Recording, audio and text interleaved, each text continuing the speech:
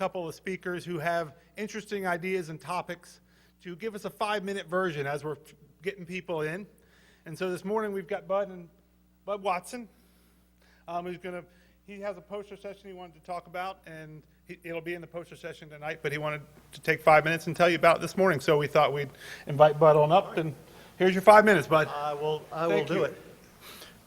Obviously, I'm not Frank Peterman. I'm Bud Watson, and I've been asked to give about a 5-minute teaser about the poster session that I'll be doing this evening. I've been interested in Chesapeake Bay issues since I started the Chesapeake Bay's operations as its first attorney in Virginia in 1980, and stayed with the foundation for about 10 years.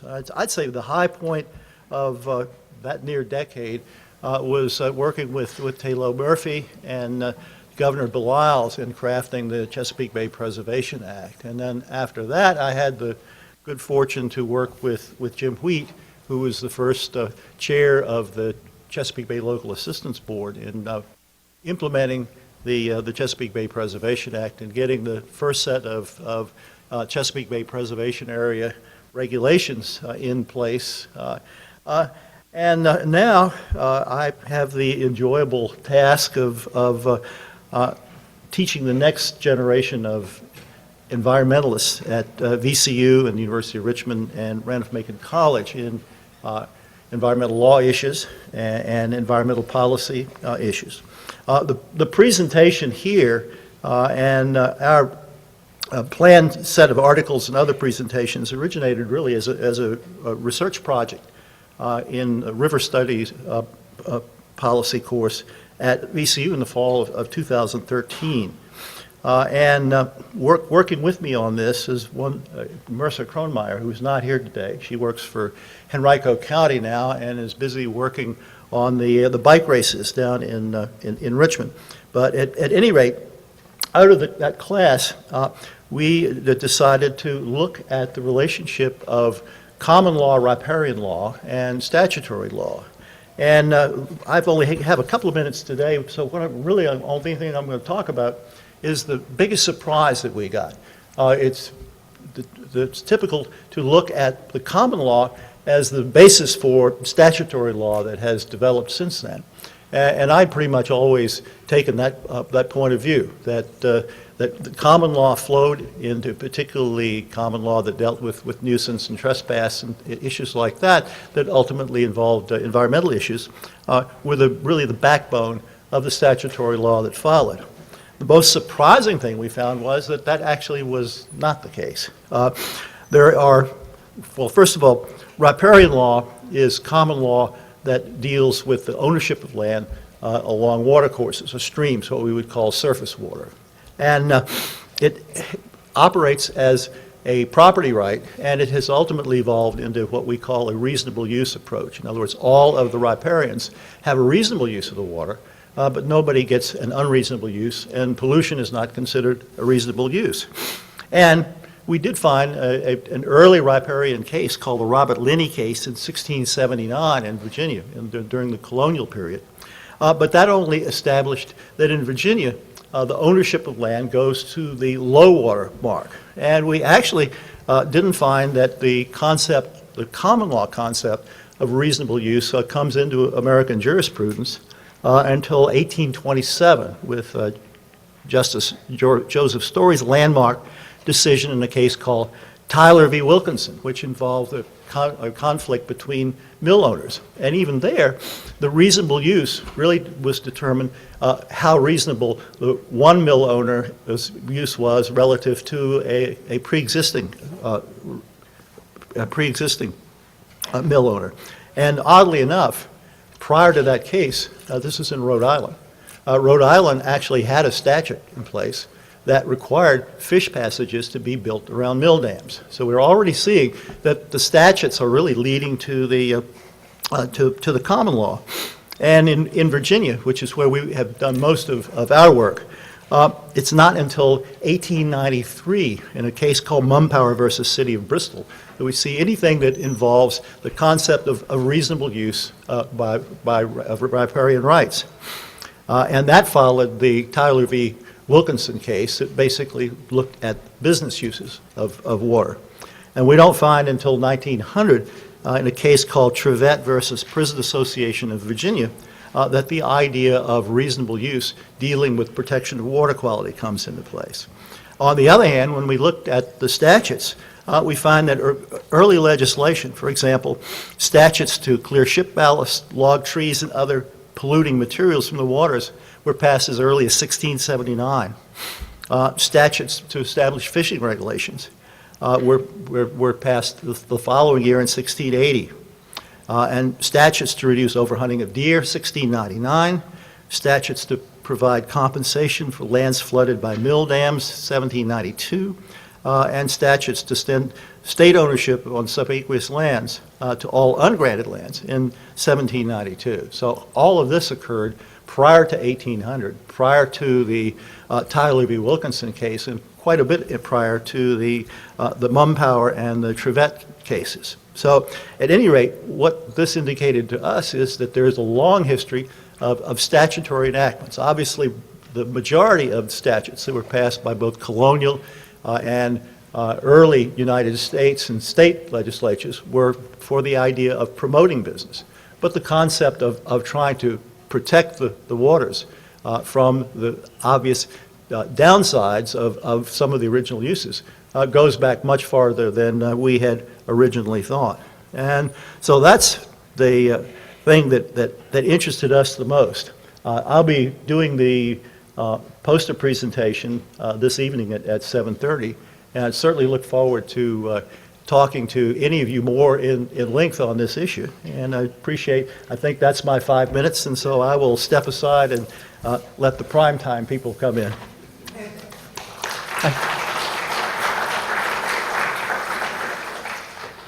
Thanks, Bud. As you came in, hopefully you got a sheet of paper our folks have been handing out, and without further ado, the other quarter is what I'm hearing, Frank Peterman.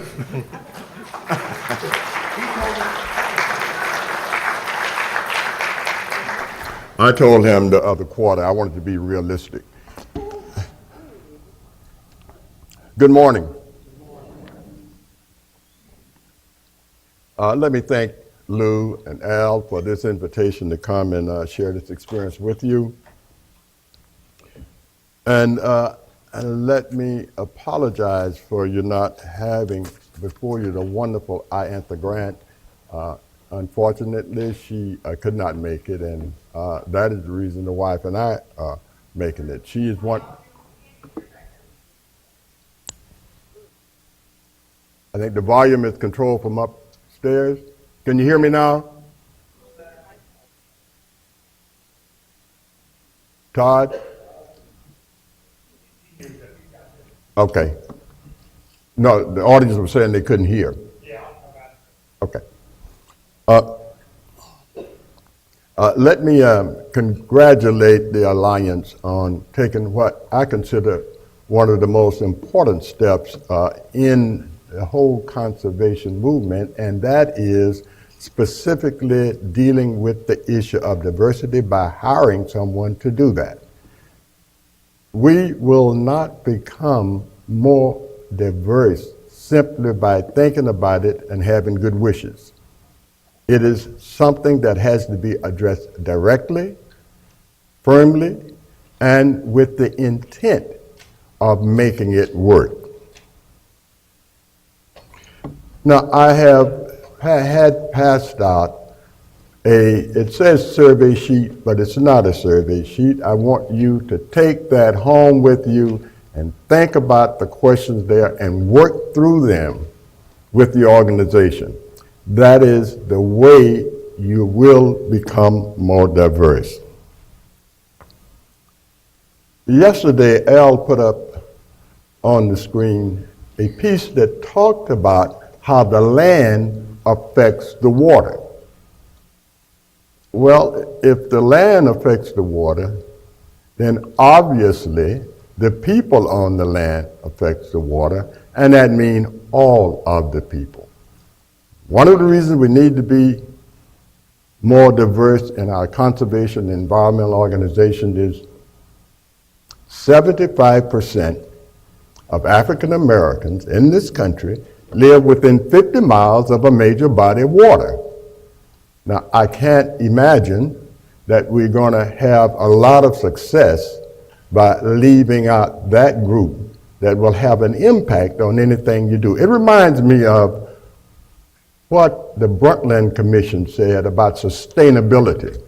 And what that commission made very clear is if you do not address the needs of those at the lower socioeconomic scale, nothing you do will last. Because all you do is move one problem from one place to another, and you continue to express failure. So at the root of all that we do, remember, we're talking about people. The topography is easy. What we need to do to try and change things on the land is don't pollute, deal with the emissions, and things that are fairly straightforward. They're only complicated by politics and by whose bull get going. You know, I want to use the water a certain way, you want to use the water a certain way, and it's a matter of who gets to do what they want to do, irrespective of how it affects the rest of us. I have been astounded in my lifetime. I do not understand how any normal human being can put waste in water. That is Princeton, Harvard, Yale, Morehouse, educated people in business putting waste in water. That seems to me like a waste of education. Something is missing when you do that. Now, we're going to talk today about becoming more inclusive. And I won't have many pictures for you. My wife did the feel good yesterday. I'm, the old bit about wait till daddy come home, I'm daddy. Okay. Stop for a moment. Everybody stop for one moment and think about yourself and the person around you just as Americans. No color, no class. Just try to imagine them just as Americans. There are two main areas I'll explore with you this morning. One is talking about what your organization needs to do to become more diverse and inclusive. And secondly, we'll talk about what you need to do on a personal level to become more diverse and inclusive. You will notice on the survey, we have several questions that talks about your organization and how you go about questions for you to consider in going about becoming more diverse. If your leadership, your executive directors, the chairman of your board, if those persons do not endorse the concept, it's not going to work. I have been around and seen several conservation organizations that had beautiful plans laid out how they were going to become more diverse, only to find it to become sabotaged by administrations that did not agree with it. So you gotta make absolutely certain in your organizations, one of the first things you need to do is make certain that your leadership is on board. I am amazed at how IBM, Coca-Cola, all of the major companies, Forbes 500, how quickly they grasped the concept of diversity and went about diversifying their workforce, their executive force, and just moved right along. And yet, I find the conservation sector in this country to be one of those that is the least diverse, both at NGOs level and also at the government land management agencies. And I'm perplexed. I can't quite grasp why that is the case. Let's see the hands of those whose organization has listed diversity as a program goal? Good. Let me see the hands of those whose organization has funded diversity program. This is America. Thank you. Thank you very much. This is America, the capitalist center of the world. Nothing happens here without money. It doesn't happen. Now let me see the hands of those whose organization has actually have a budget line item for diversity. Congratulations, you understand. Did you see that? What, 2 people, 2 organizations? I don't know how many organizations we have represented, but 2 organizations has actually funded diversity. It's not a feel-good issue. It's like everything else. You have to be purposeful in bringing about a much-needed change. And again, congratulations on those organizations that have actually funded. Now, in the survey, when you survey your organization membership, make it anonymous.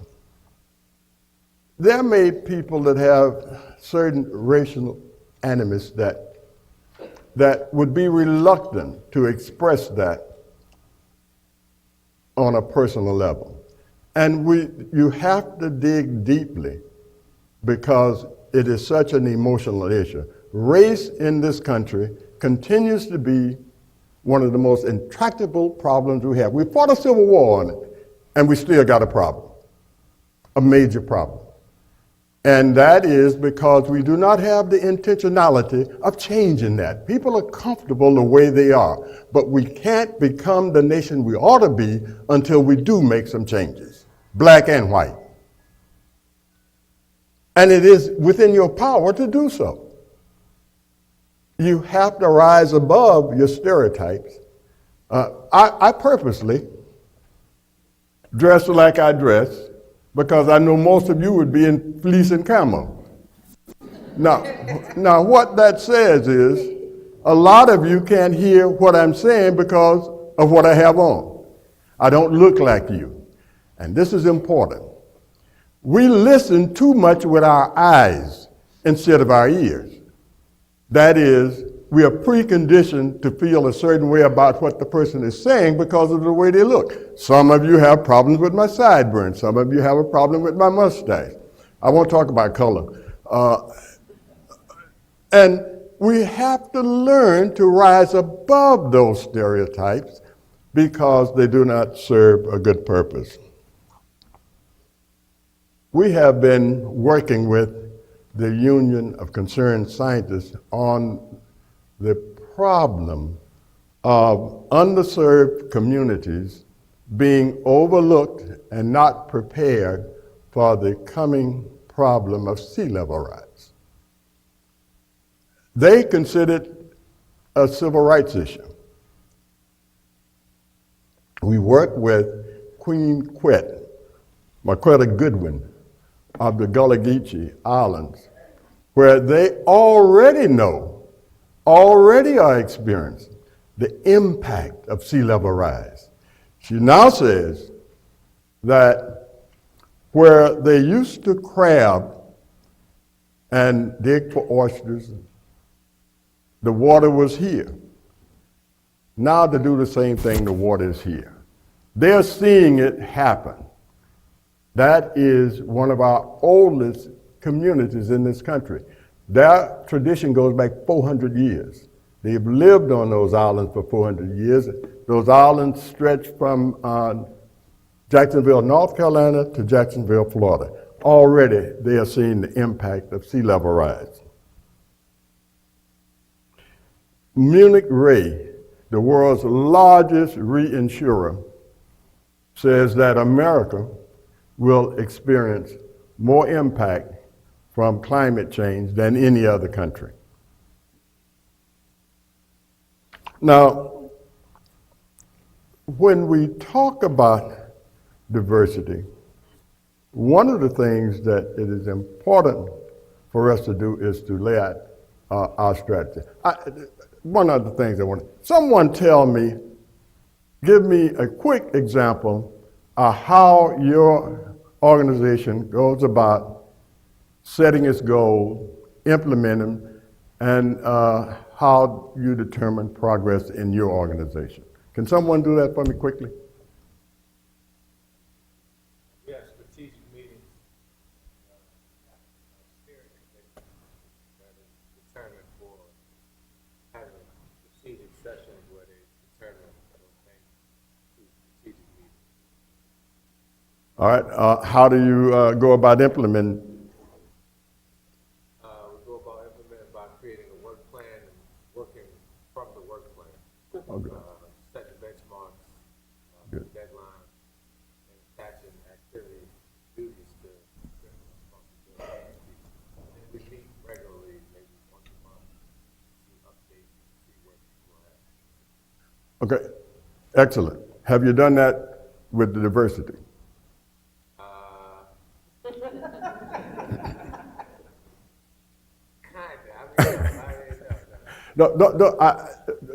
My effort was not to embarrass you at all. I just want to demonstrate how little attention, how little effort is put into diversity. Did you? Yes, please. I can't hear you. Speak up, please.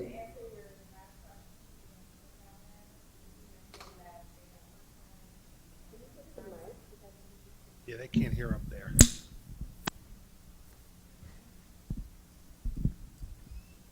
For my organization, we do what the young gentleman just mentioned.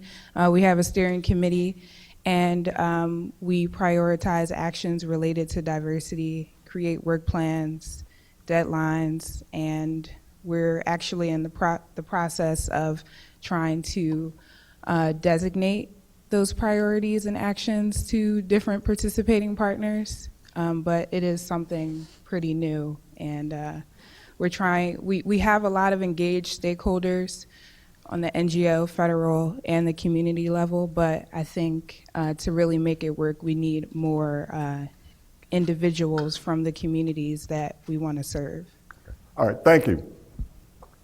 So you see, I don't know how many people we have in the audience here, but you see, we have a lot of work to do if this thing is going to succeed. Now, let me talk to you a moment about how your organization can go about achieving success in diversity. One of the things you need to do in laying out your strategy is to understand 4 basic elements for community engagement. One is mission. Now, second is message. Third is messenger. Fourth is method. I call it the 4 M's for community engagement. Mission. Most of your organizations, the predominantly white organization, before you go to the community, you've already laid out your mission. What you're going to do. You walk in with all the answers. For some organization, that would be a slight. Of course, when you created your organization, you created a mission. But understand that that mission may need to be tweaked when you begin to deal with other communities, because they have ideas, believe it or not, about what will work and what won't work, and particularly what will work and won't work in their community.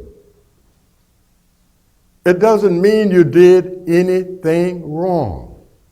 What it does mean is that you formulated your mission in what I like to call a demographic vacuum. That you did not look at all of the people within the area that you would have to include in order to be successful. There's nothing wrong with that. That's being human being. But once you recognize it, revisit your mission. Second, message. I ask all of your organizations, have someone just look at television for a while and advertising, and look at layered messages, how they may have an overall message, but it's layered so it appeals to a wider selection of people. Your message must not be so focused, so narrowly focused on what you want, so that others that you're trying to bring into the process do not feel included. Make certain that your message is layered in a way so that you include everybody that you need for success. Now to the most important part, messenger. Was it Marshall McLuhan that said what? The messenger is the message? I'm paraphrasing.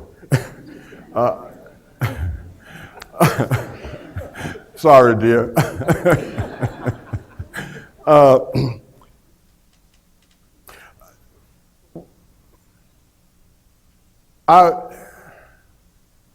Jeep used to advertise, it was so interesting. When the message they were sending apparently to the predominantly white community, it was someone in fleece, camo, out in the woods, up on a mountain. They take that same car, when it was a black couple, they're getting out going to the opera. Okay? The reason they did that was they know that the predominantly used for their vehicle in the outdoors were white buyers. But they also wanted to appeal to African Americans, so we like to dress up, okay? So they had the lady in her finery and the gentleman in a tuck getting out of a Jeep, going to the opera. You got my message? You understand? The message, you must appeal to groups by having someone like them bring in that message. We worked with a land site, a waste site in Fort Lauderdale, one of the worst in the nation, the Wingate site.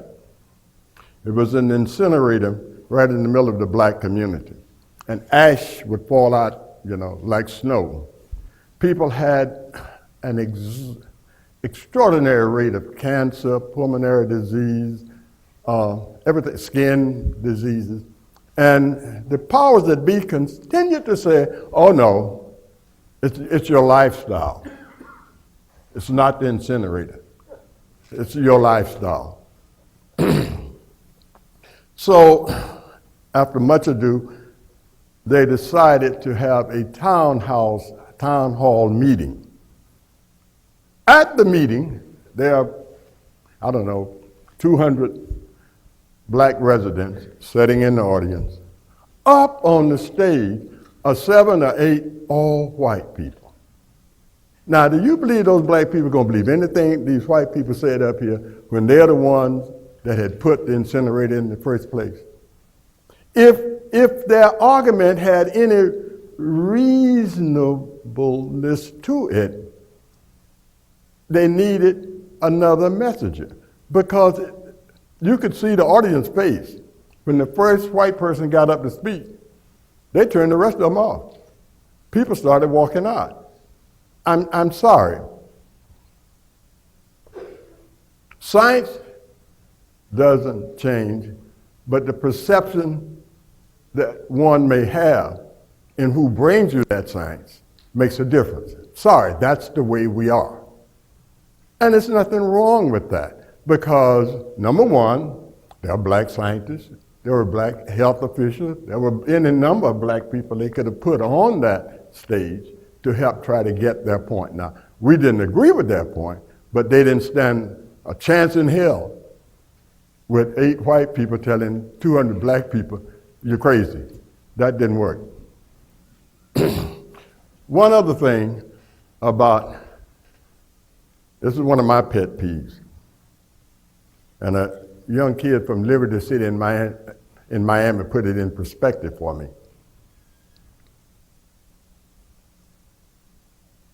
The cleanups. I absolutely abhor this idea of getting inner city kids to go clean up a canal somewhere and that place around the inner city is still dirty. What that mean? What is that supposed to mean? How is that helping? A kid from from Liberty City said to Mr. Peterman, I said, well, why I got to come over and clean up? I didn't mess up. I didn't even know this place was here till they came and got us. Okay? You know, if you want the kids to clean up, have them to clean up their own neighborhood. That's where cleanup should start. That is, again, not to indict. That is to say, think about it. When you get ready to do something with a new group of people, do the optics in your mind. See what it looks like. Imagine what it looks like. Imagine being one of those people. The thing that we lack in this country is empathy for others.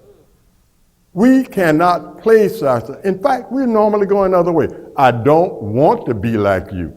I don't want to feel what you're feeling. And you cannot make progress until you do that. You must walk in my shoes before you tell me how I should be, or what I should believe, or what I should do.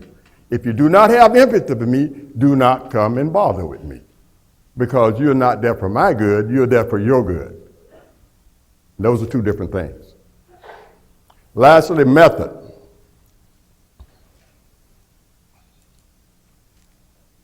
Everybody can't do diversity work. You can't go hire an intern and say, you know, you are a diversity specialist. That's cynical. That's built-in failure. That you can say you tried something, but it didn't work.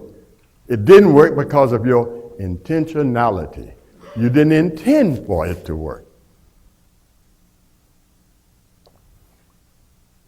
When you want to bring in a new community, you need to research that community. Learn everything you can about that community. My wife and I, in seeking to get a community to become more involved in Everglades restoration that was going to affect them directly, I said for a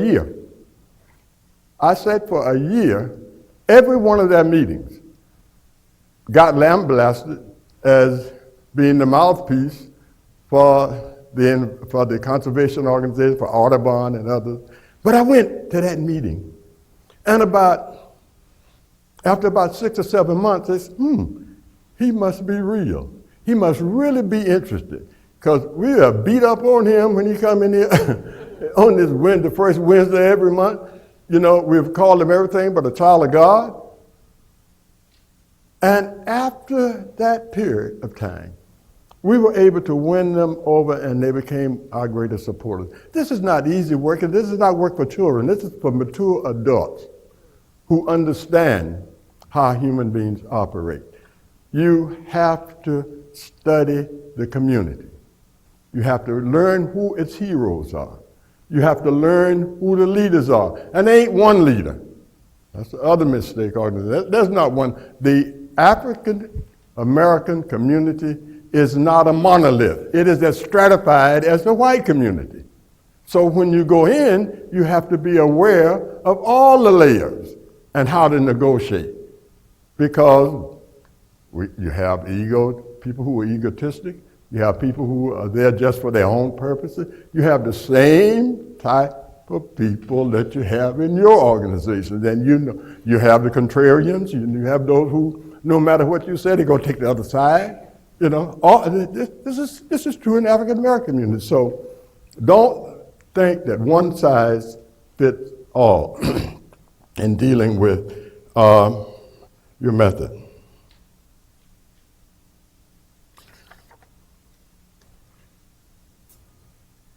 Now let's talk a little bit about where we go personally.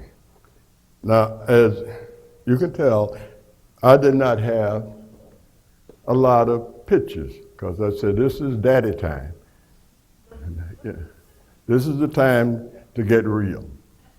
On your survey, what does diversity mean to you? It would be wonderful, I keep it anonymous, but there are some people that will say not a darn thing. And they mean it. But we need to know that. How would you characterize your organization? You got to sit down, look at this, then have that conversation. What suggestions do you have for your organization to become more diverse? Do you see diversity and inclusion as essential to your organization? It may not be. I mean, you may be in a situation but you got to ask yourself that question. Does your board of directors, we've talked about that. Does your executive director, we've talked about that. What barriers limit your organization from becoming more diverse?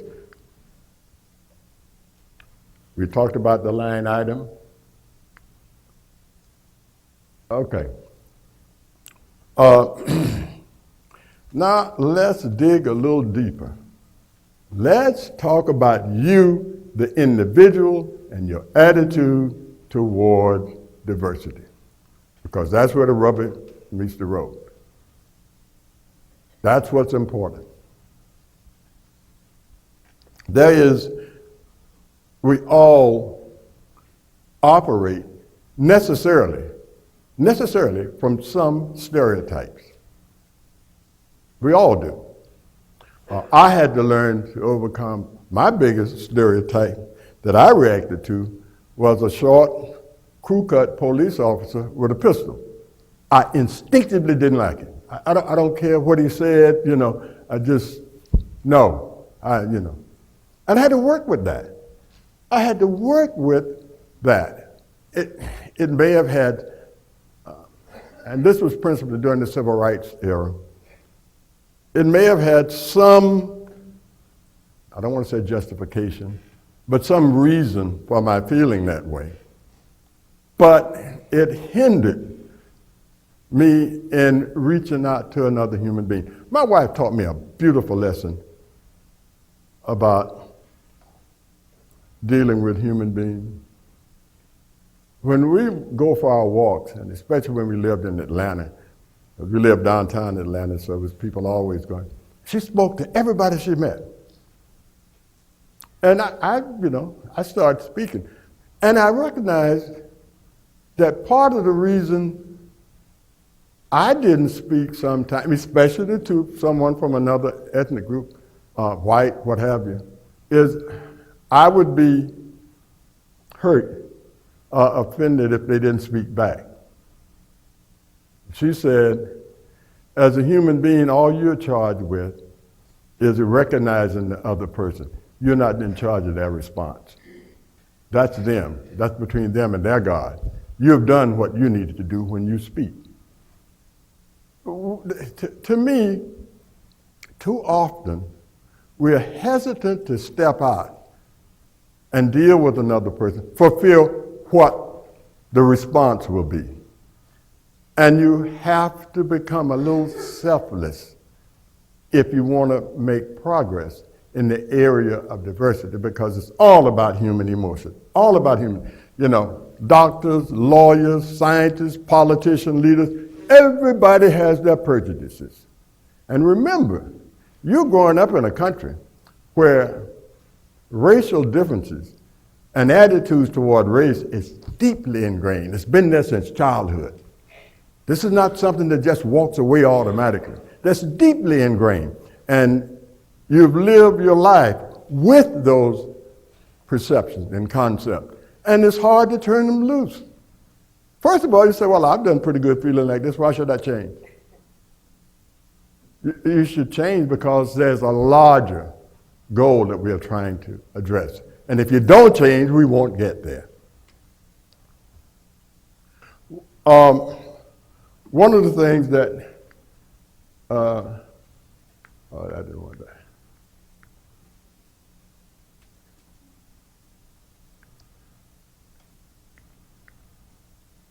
There's something that I've been interested in, a concept of emotional intelligence. And it's really, for me, basically common sense. But it talks about, about how you manage your emotions. And that is what race is all about, managing your emotions.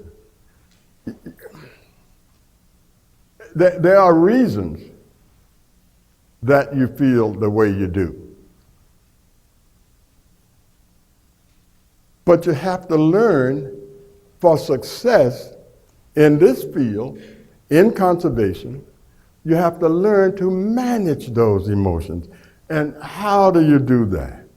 First, reasoning with your emotion. I mean, you ought to ask yourself, the moment I've walked in places and I've seen somebody, I instantly, I wouldn't say dislike, but just was not comfortable with.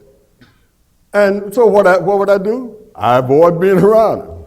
Instead of my sitting down and saying, that's stupid. You've never seen this person before in your life. What in the world are you acting like this about? You have no data to go on that this person feels one way or the other about you, and yet here you are limiting your world, limiting the experience you could have simply because of something that caused you to have a knee-jerk emotion. The first question you ought to ask yourself when you have a negative experience with a person or about a person is, why do I feel this way? And oftentimes you'll find it will disappear. And you'll almost laugh at yourself, boy, that was stupid. Why am I acting like this? The next thing we need to do when we talk about emotional intelligence is understanding emotions. Look, emotions are great. They're necessary. When we have ingrained emotions for survival. You see the bear run. Now, I know all of us are, well, you don't run from the bear, but when we were first, when we were primitive, we ran, okay? So that's the first thing. You see danger, you take off. Great emotion. So emotions are put here for a reason, but you have to manage them because, they'll run away with you. And, you can use emotion as an excuse for anything. And last, I said, managing emotion. I would highly suggest that you go online and take a look at the body of work on emotional intelligence. I think you'll find it to be informative, and it will help you both at a personal level and help you understand what you need to do with your organization. Now, I need to save some time for questions, but I want to get to this.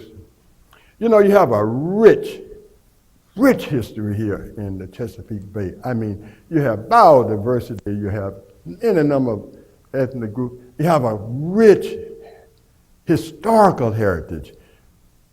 Tie that into your approach to the organization. Wouldn't it be wonderful if you talked about, when you're in dealing with African American community, talk about Harriet Tubman. Talk about the fact that her place is about to go under because of sea level rise. It's a tie-in. It's a natural tie-in. It is something that people will respond to. Talk about Frederick Douglass coming from this area. People like for you to see the hero. And let me say something important. That's not an African American hero, that is an American hero. She made the Constitution be what it is. That's not African American, that is a great American story, who happened to be African American.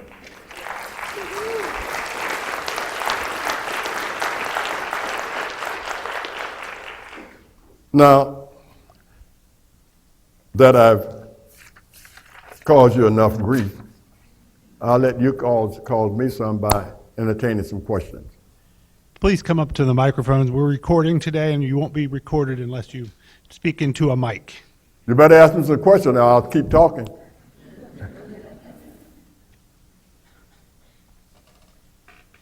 I come from one of those organizations that actively participates in diversity and inclusion. In fact, we have week-long meetings where we go away and have groups of people come and sit and talk about diversity issues.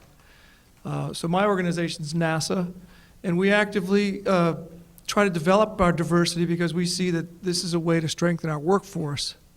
Now, I've got a few comments on this. You argue that having a successful diversity program requires the agencies to accept them and promote them, but also what we've found in our diversity dialogues is a hesitation to adopt things from the ground up.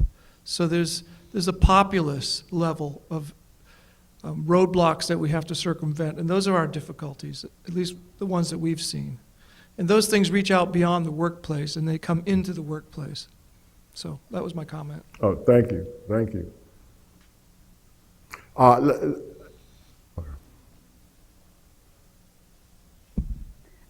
When you were saying that diversity really needs a line item in the budget and that that's what people should be focusing for, can you give us some ideas of the kind of things that you might be spending that line item on?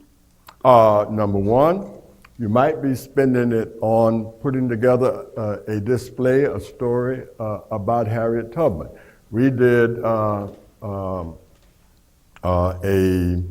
I guess, monogram, a short history of the sawmen in Cypress Creek. You might spend it on having a type of, not festival, but a display in the African American community, highlighting maybe some of your local conservation organization. You might spend it on doing a newsletter addressing the issue directed to that community.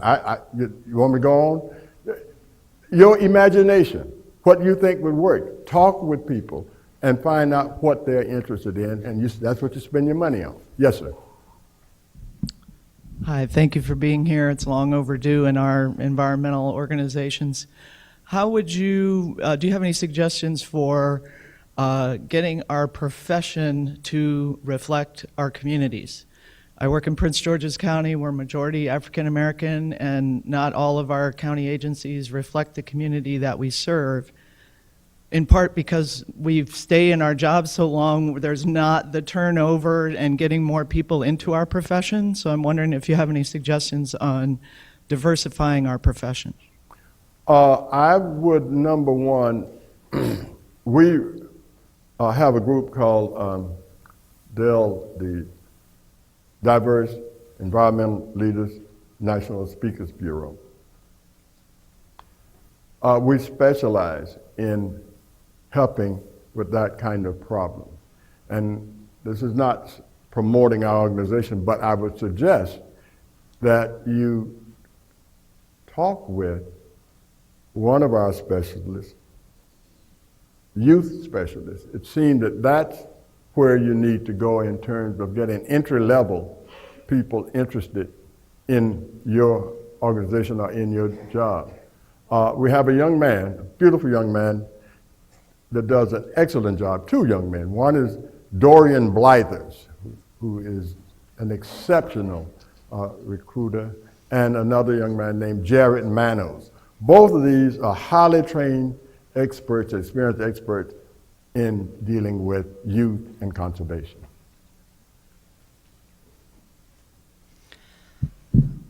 For all my fellow executive directors and movers and shakers, just do it. Now.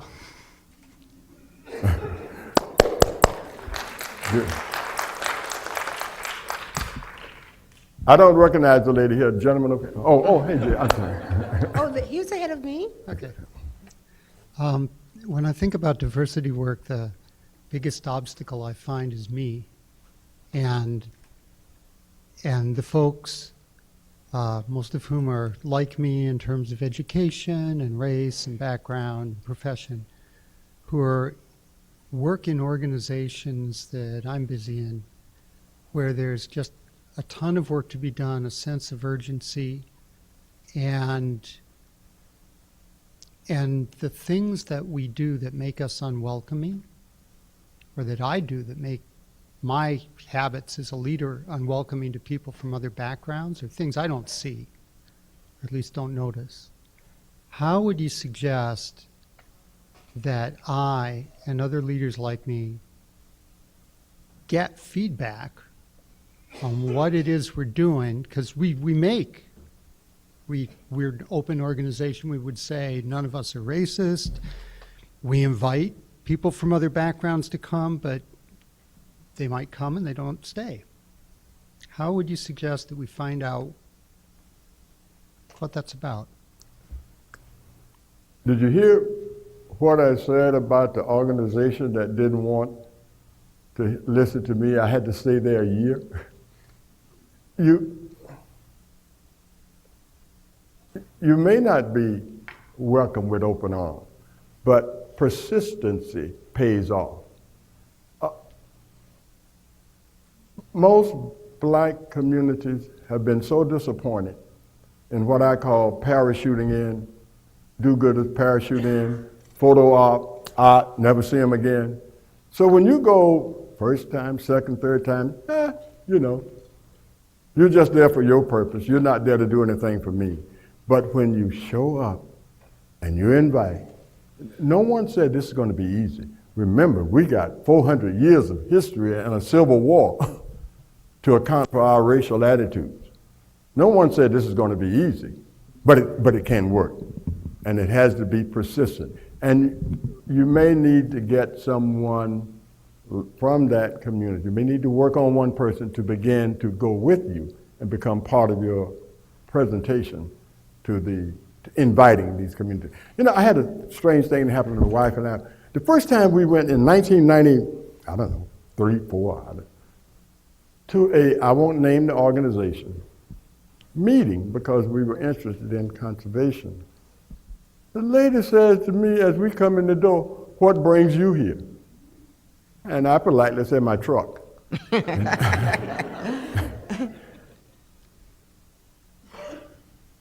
Yes, I wanted to respond to the young lady's question, and I'm so happy that people are interested in this information. I want the question about why you would need a line item in your budget. And I tried to lay out yesterday that we offer that level of expertise in the Diverse Environmental Leaders Speakers Bureau that we created because over the 20 years of doing this work, we amassed such a network of friends of multiple ethnicities that are engaged in doing this work and want to help be part of the transformation. They have the capability of being trainers to help you shift your internal culture, of being your ambassadors into the communities to get you connected to those communities. So I heartily encourage you to consider that. And that's why you need a dedicated source of funds, because until you have a plan and a sustained actions with benchmarks to measure it and see how it's going, and with deadlines, we're not going to get to where we want to go, and we're going to be here in another 10 years still talking about this. Thank you so much for the opportunity. Thank you, dear. Yes.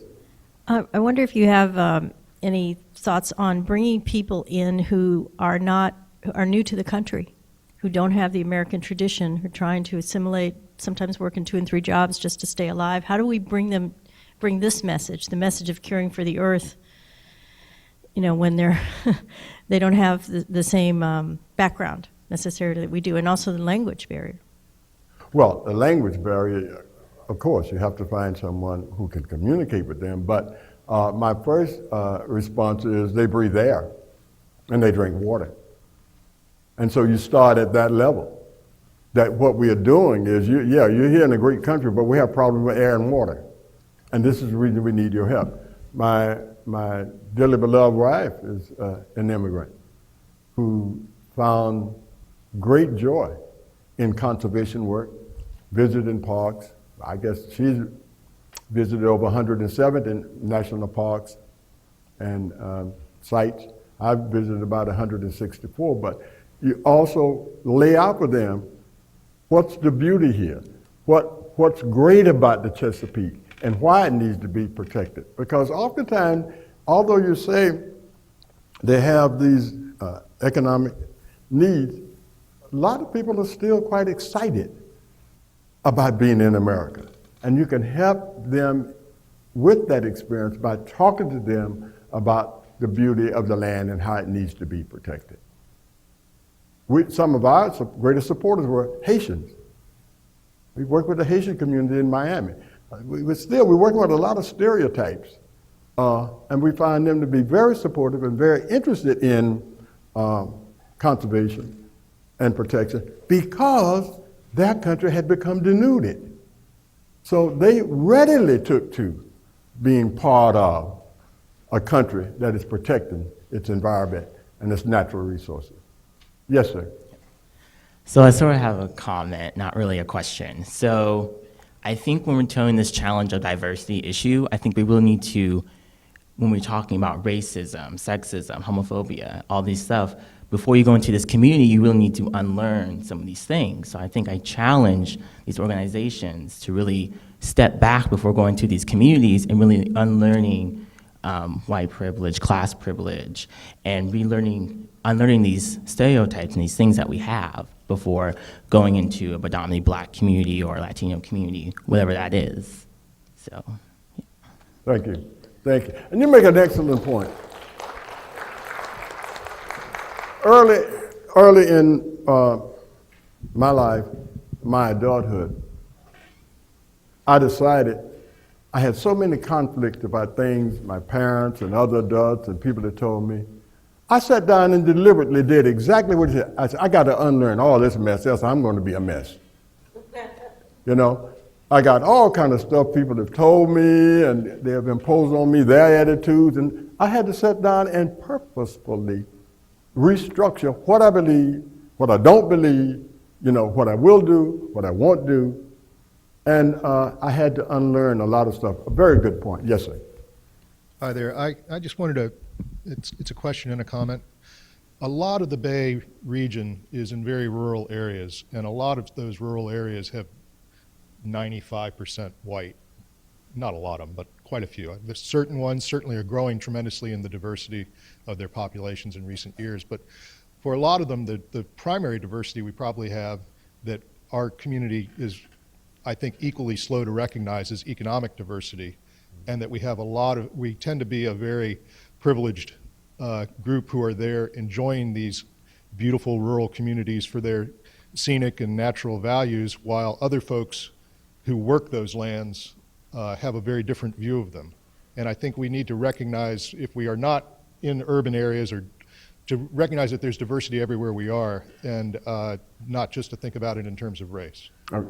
Good point. Good. Excellent. Excellent. Yes, sir. If you have the funds to diversify the audience that you're looking to work within, my suggestion is to target the lowest professionally paid group of folks in this country. That's educators. Teachers, for the most part, work September through June. They have the July, August period that they can do professional development. They don't get paid for the professional development. So if you have the funds, target a science teacher in the community that you want to work within. Pay that teacher those funds. Not only will they get some more money for the year, but they can get professional development credit, and they have something that you don't. They know the curriculum by which they are governed.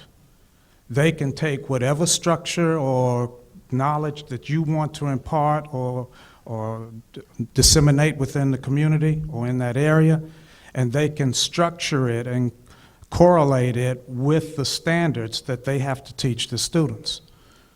The community already has confidence and faith with these teachers and in these teachers, so you don't have to build that bridge. You just have to go to the educator. It doesn't matter which community you're in. That's all I have to say. Thank you. Thank you. Okay. You had a really good suggestion to my comment, so I'm rethinking it. I'm just wondering, it goes both ways. So you're saying, well, the whole 200 black community looked at those 7 white people and said, we're not talking to them.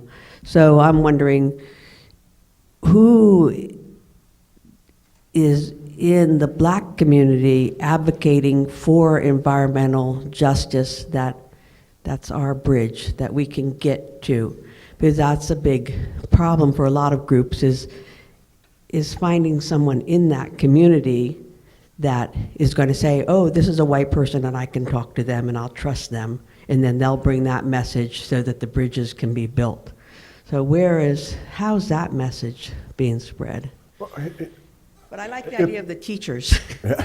If I'm understanding you, I think I'll refer you back to what I say. You have to do research in the community.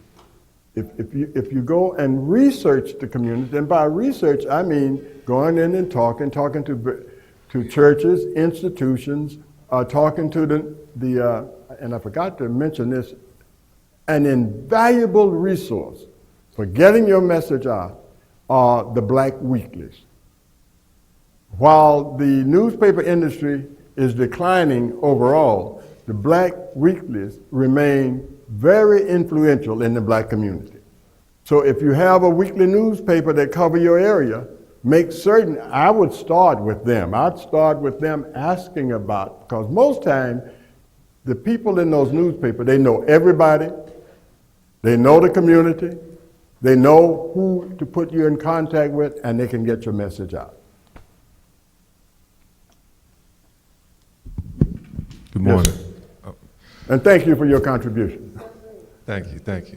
Likewise. I'm a motivational speaker for environmental conservation for urban populations and low-income housing communities. One thing, I also work along with a lot of different organizations, one being African Americans in Chesapeake Bay, along with Vince Leggett, yada, yada, yada. One thing that I really want to make note to you all is that, like you said, there's a certain level amount of research that has to be done in these situations of diversity. That's a very key piece of it, because just for example, African Americans in my area have a very rich culture in the Bay environmentalism work and careers. But from the outside looking in, you would never be able to know that until you go and you begin to do oral research, do some qualitative research, focus groups, and learn about some of the things and some of the heroes in these communities that exist. There's a certain amount of distrust and uncomfortableness when you're talking about diversity involving environmentalism and populations of people who don't necessarily have the same experiences and opportunities, like watching blue herons fly across past your window every morning. You know, a lot of people don't experience that. And the gentrification aspect of African Americans or different populations being moved out of these environments, waterfront properties, a lot of properties that were allotted to the abolishing of slavery, those places have been wiped away. And a lot of that has been done so by gentrification and different things, which ultimately puts a certain amount of distrust amongst different people that don't look the same as you when you begin to do this great work that we're doing in environmentalism. So I know you touched on it a lot, and I definitely commend you, but I just wanted to make that extra added comment that be ready to engage in uncomfortableness. Be ready, but be ready and equipped with your research and your amount of knowledge that you have obtained when you're looking to direct your attention to a particular population. Thank you. I think my time's up. Let me thank the Alliance for bringing us here. It's been a wonderful experience. I hope that I didn't offend you, and if I did, figure out yourself why. Give yourself a hand.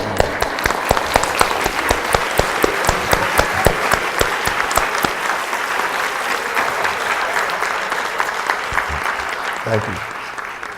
Thank you. Thank you. Couple announcements real quick, gang. Give you that too. Couple quick announcements. This is the last time we meet together as a group like this, so I've got a couple of housekeeping things for tomorrow.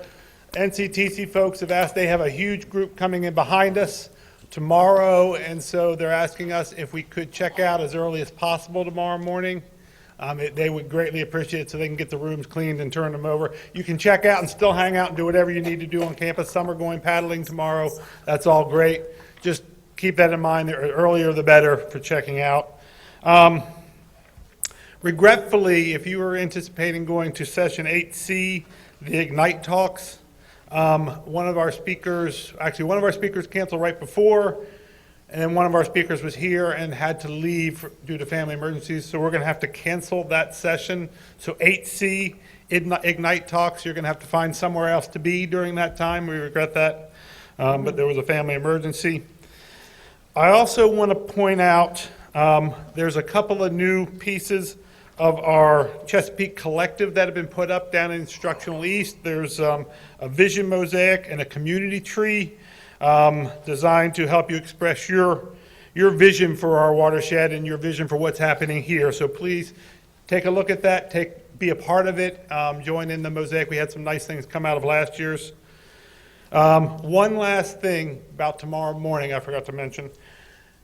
If you ordered a lunch for tomorrow, we get lunches with our meal. It's a breakfast or a dinner, breakfast, lunch package. And so there are lunches available. You ordered ahead of time. They'll be available in the dining area tomorrow morning. When you go for breakfast, grab your lunch, take it with you. If you're going on the paddle, it'll all be sitting right there, whatever you ordered prior to.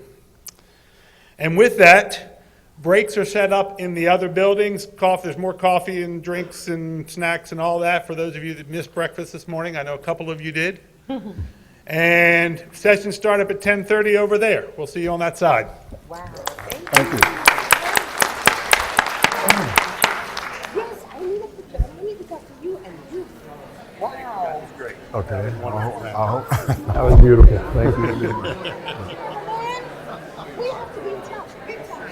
I like the running shoes in the first. Yes, you said those.